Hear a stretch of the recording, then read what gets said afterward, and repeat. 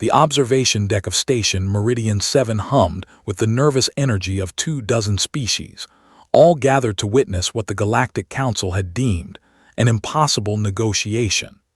Elsa stood at the reinforced viewing window, her reflection ghostly against the backdrop of stars, watching the diplomatic shuttle approach. Her fingers drummed against the titanium frame, a human habit that made the Vraxian ambassador beside her twitch his sensory stalks in disapproval.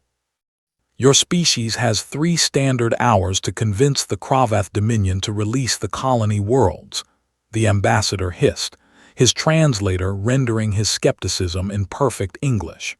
3 hours to achieve what 12 cycles of warfare could not. Elsa didn't turn from the window. We don't need 3 hours.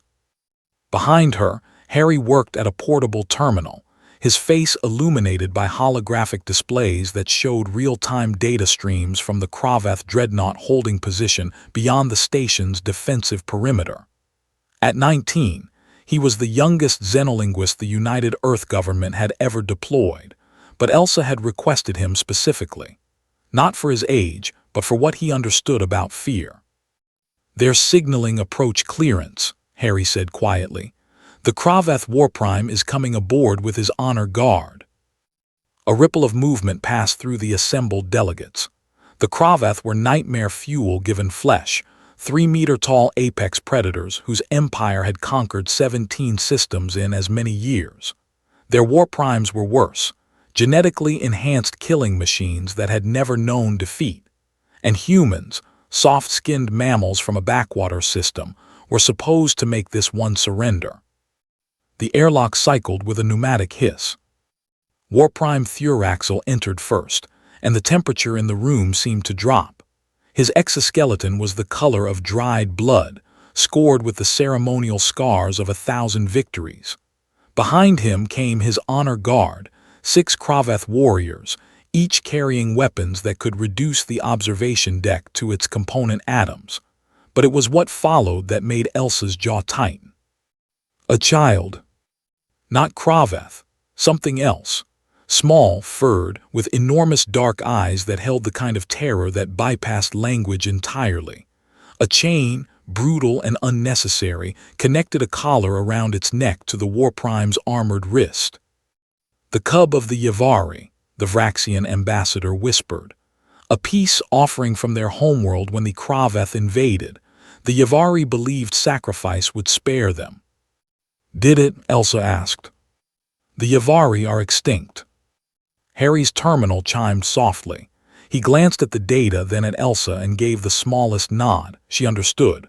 The room's biometric sensors were spiking. Every species present was experiencing elevated stress responses. Fear.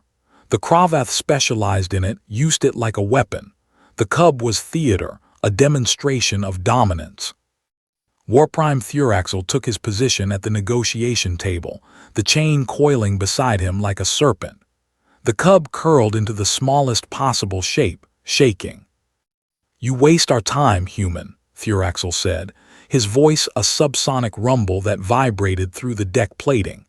"The Council sends mammals to discuss terms of our inevitable victory. Amusing." The other delegates shifted nervously. This was the dance. The Kravath established dominance, negotiations collapsed, war continued. It had played out the same way for 12 cycles.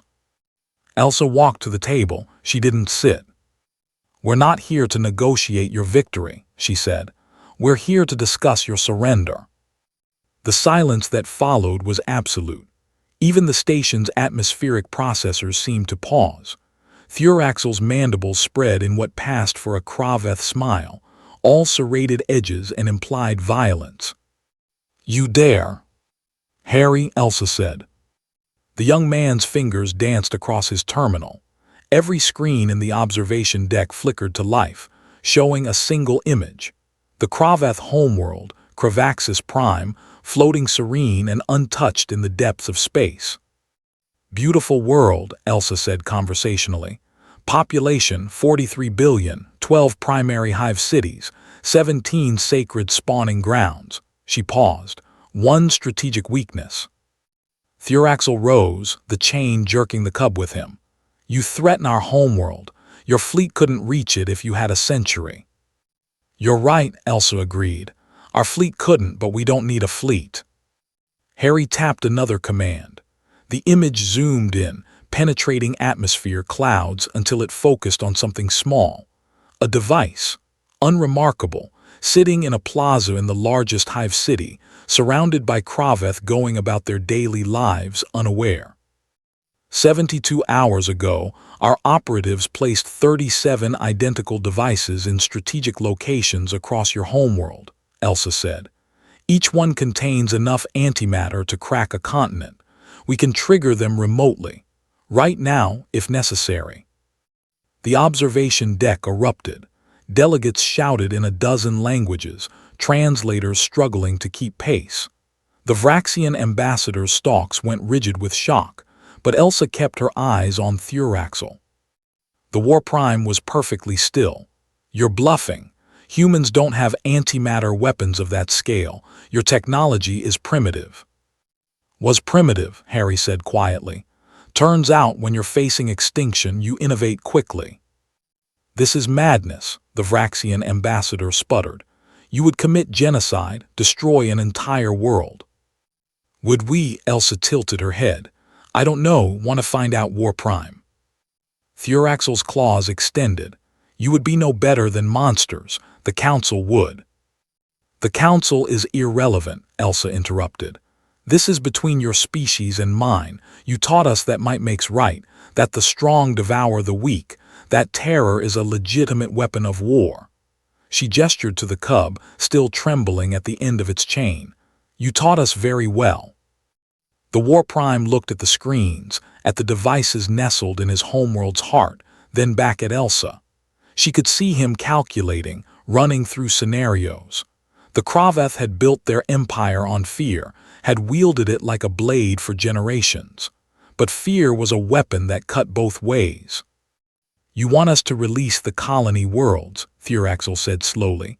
Withdraw our forces, surrender our conquests. Yes. And if we refuse?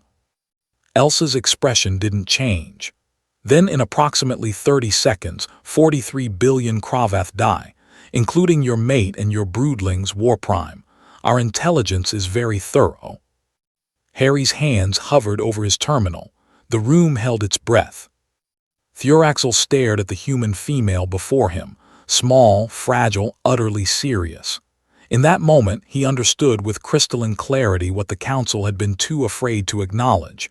Humans weren't like other species. They didn't just adapt to become predators.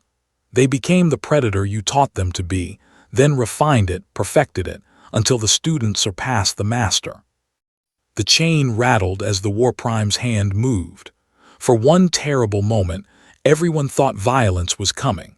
Instead, Thuraxel reached down and unclipped the collar from the cub's neck. The small creature didn't move at first, couldn't believe it was free. Then it scrambled away, and Harry was there, scooping it up, murmuring soft reassurances in a language that needed no translation. The colonies will be released, Thuraxel said, each word like pulling teeth. Our forces will withdraw, but know this, human, you have started something you cannot finish. The Dominion will remember. Good, Elsa said. Make sure they remember this too. Earth doesn't want your empire. We don't want your territory. We just want to be left alone. But if you ever threaten us or our allies again, we won't aim for your fleets. We won't fight your warriors. We'll simply press a button and your homeworld becomes a memory. She leaned forward. Do we understand each other, War Prime? Thuraxel's mandibles clicked once, a gesture of acknowledgement among his kind. Perfectly. As the Kraveth delegation departed, the observation deck remained silent. Finally, the Vraxian ambassador approached Elsa, his stalks quivering. Do you actually have those devices on their homeworld? Elsa didn't answer immediately. She watched Harry comforting the rescued cub, saw the other delegates slowly processing what had just happened. When she finally spoke, her voice was barely a whisper. Does it matter? The ambassador recoiled. You bluffed. You threatened to commit genocide as a bluff. I threatened to do exactly what the Kraveth have done to 17 species.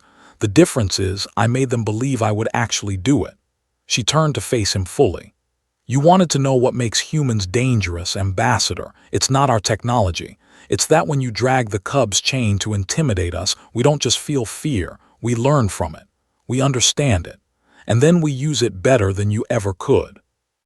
This is monstrous, the ambassador said. Yes, Elsa agreed softly. But it's the monster you needed, the one willing to stare into the darkness and convince the darkness to blink first. She walked to where Harry sat with the cub.